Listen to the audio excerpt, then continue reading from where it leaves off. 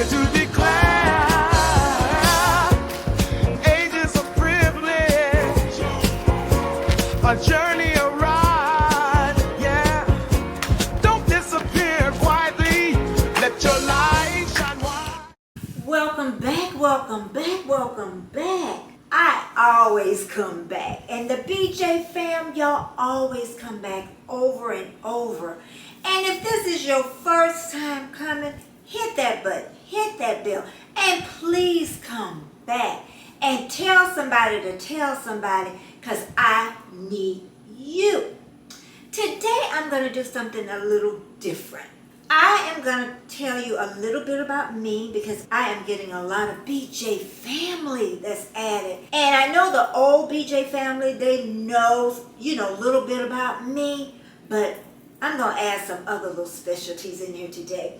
And while I'm talking, you're even going to see how I make a salad for 3 or 4 days. Let's get started on the questions. We're not going to make this long. I know I like to chitter chatter, but we're making this short. We're getting right on into this vlog. It's on my phone. I got to make sure. Okay, here it is. Who is really Betty Jean Gathers? I am 68 years old. I'm married. Been married for 24, but been with my husband Richard for 34. I have 2 sons, always wanted a daughter, 10 grandchildren, 8 grandsons, 2 granddaughters. Boys run really heavy on my father's side. So that's why all those babies came out boys. My first job, I want to talk about my jobs. Jimmy Fried Chicken. I was in about 10th or 11th grade. My mama made me quit because my grades got bad. Girl, if you stay in West Palm Beach, Rosemary was a street. It's not the street now, I don't think. But Rosemary, I used to sneak down there. So my mama saved me because I was doing little stuff I wasn't supposed to do. Lily Rubin, the dress shop that probably out of business years ago. It was a real expensive. It was out on Palm Beach because I stayed close there. And women, they didn't come and like look through clothes. They came in and they had a woman to come out and she would bring the clothes out to them. And if they liked them, they kept them out. But if they didn't, they brought them back. So it was, and then they even had the seamstress upstairs. And I remember this one seamstress, her name was Maria. And she's the only one that gave me a wedding present out of all these women. But they were sewing upstairs all the alteration. Isn't that neat? I'm telling you, I've done a lot in my life. What else? Oh, Kentucky Fried Chicken. I didn't even have that down here, y'all. Kentucky Fried Chicken. Worked there for about a year. Loved it. I loved the manager. I used to stay like 30 minutes out of Gainesville. So I would spend nights with her at her home. Wasn't that nice? And she was raising her 2 grandchildren. Get this, y'all. Her son, wife was messing around. Well, he shot all 3. He shot the man, his wife, it wasn't his ex-wife, and himself. And guess who lived? The boyfriend. He died, her son died, and his wife died. And the side guy, he lived. I forgot about that job. Then after that, banking. And I stayed there for 15 long years, y'all. And hated most of it. I had some good bosses, though. Really good bosses. And when I left, I never went back to a 9-to-5 job. Ever went back to a 9-to-5 job. And I have to tell that story another time because it's a long story of me leaving a 15-year job. Because I always see people really frightened about leaving a job. But yeah, we're going to talk about that later. Okay, about people leaving jobs. Where was I born? I was born in West Palm Beach, Florida. I was born home.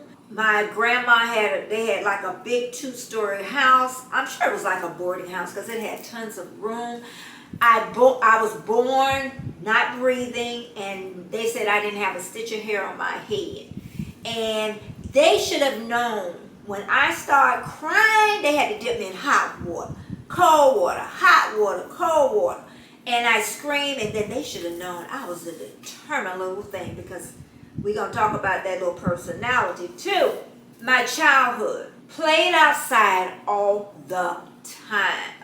Because I was born in the 50s, so I started school in the 60s.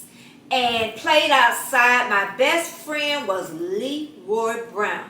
Leroy Brown, baddest man in the whole dag town. Better than something like that. Do-do-do. But Leroy Brown was my best. Oh, I can't even tell you things we used to do. It wasn't sexual either. That's what you're thinking.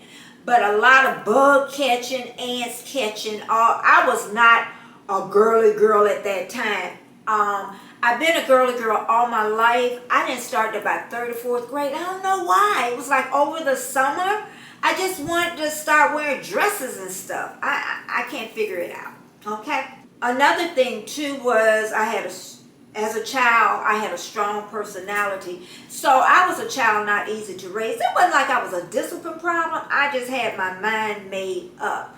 But let me tell you, I had a mom. Consistency was her key. When she said something, she meant it, and she wasn't going to change her mind. And she was like that all our lives. So that saved me, really. So I was headstrong. That's what I was. But she knew. But I did have a happy childhood. When I look back, we all have little ups and downs, but I didn't have anything major to happen to me in my life like some people. But I had a strong foundation. My mom was my foundation. She really was. What's some of the things you don't know about me? I cry very easy. Strong people do have sides that they cry, or they get hurt, and people think that they don't hurt. I startle easy. I don't know why, but I have always sudden noises. You're going to see me jump.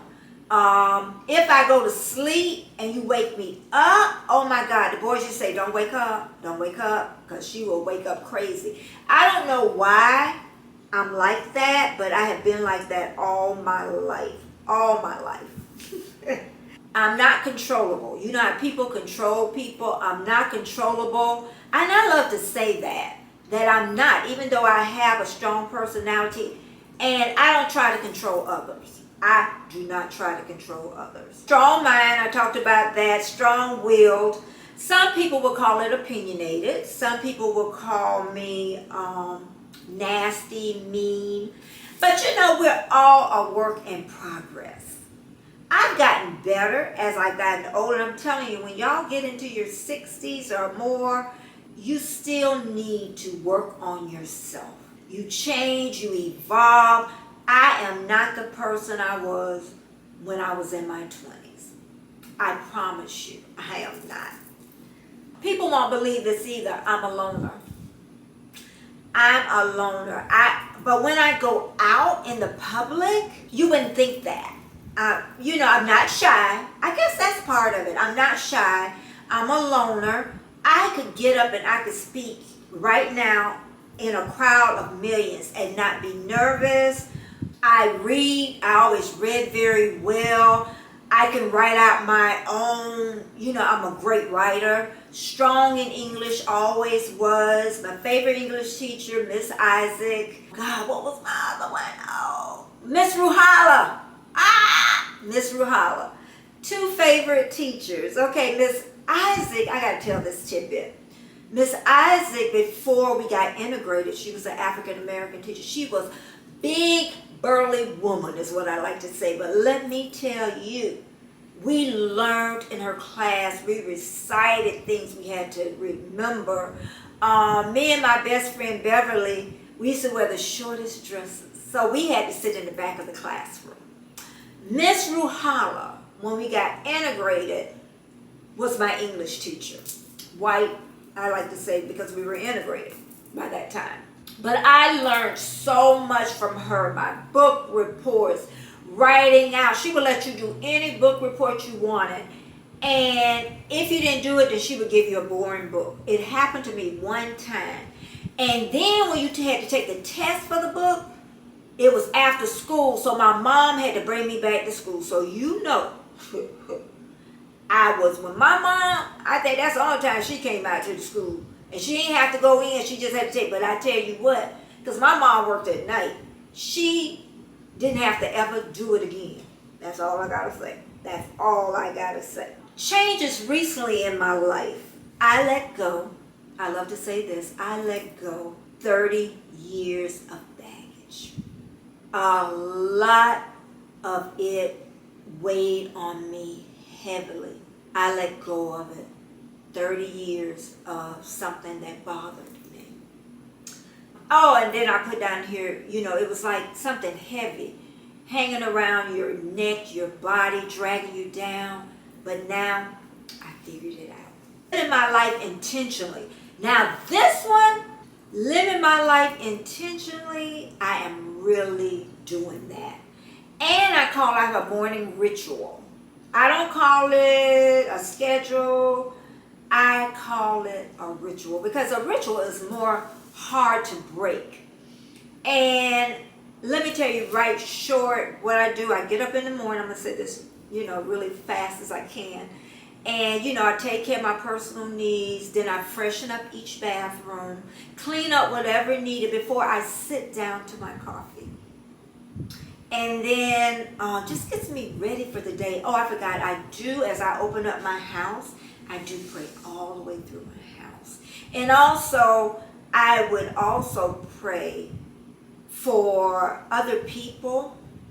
And how I do it is a unique way. When I know how your house is set up, it's going to sound strange. I will go and walk up to your house like I'm there, but it's really in my mind, and I will pray over that house and the people in there. Yeah, sure do. Do that daily. I want to get an evening ritual. I really do. And a midday ritual I would love to have. So that's coming up. New changes I'm working on. Me. I am 68. I'll be 69 this year. I am working on moi. And that's living my life intentional. Better foods. I used to be a vegan. A lot of people don't know that. Well, some of the BJ fam that's been around for a while. I was a vegan for 2 years. And I want to get more healthier foods. Now, our household, if you look at my videos, we eat more fruits and vegetables than a typical American household. But it's the stuff in between that I want to change. Because even on this Sunday morning, because you'll see this on Monday, I just roasted a whole pan of vegetables and made some yellow rice. I don't know what meat we're going to have. And move. I was a jogger. I think even my BJ fam that's been coming forever. I was a jogger for 60 years. That's all my kids remember me running. And, the pandemic messed up a lot of things. But how long has it been since the pandemic? But I want to start that. And the last thing I'm going to talk about is YouTube life. Love it. Been doing it going on 3 years in September. And the first almost 2 years was hard for me.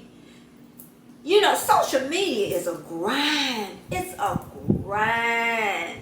And a lot of people say that when they do YouTube, they're going to stop because it feels like a job. With YouTube, you're going to spend some hours. Some people grow fast, some people grow slow.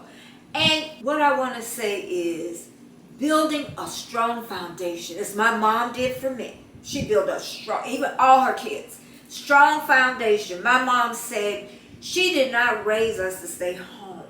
She raised us to fly.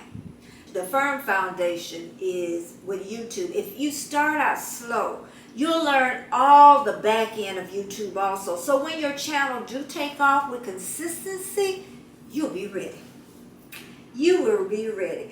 And I hope you learned a lot about me today. And you see me make that salad as I was doing this. Please come again. Don't stop. and tell somebody to tell somebody, and tell them to hit that subscribe button. So I will see you again. Bye-bye. Fact that we lost touch. Ayy, the Uber pulling up on call. Tell me, is you trying?